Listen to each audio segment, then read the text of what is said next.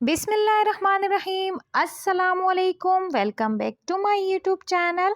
Viewers, आज मैं आपके लिए अरबिक स्वीट्स की रेसिपी लेकर आई हूँ जिसको कुनाफा भी कहा जाता है।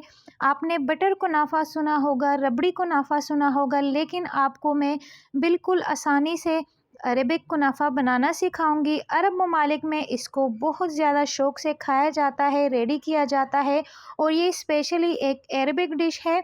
सो व्यूअर्स, बहुत ही ज़्यादा इंटरेस्टिंग और बहुत ही ज़्यादा इजी रेसिपी है। 4 चीज़ों से हम इसको रेडी करेंगे।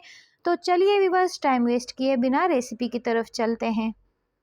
वैसे तो अरबिक कुनाफे की एक स्पेशल डो बनती है व्यूअर्स, जो अरब ममालिक में बहुत ज़्यादा पाई जाती है। सो इसको आज मैं बारीक सिवैयों के साथ रेडी करूँगी। जो बेक पार्लर की बारीक वाली सिवैयाँ होती है उसके अंदर हम इसको रेडी करेंगे बहुत ही ज़्यादा इजी तरीके से।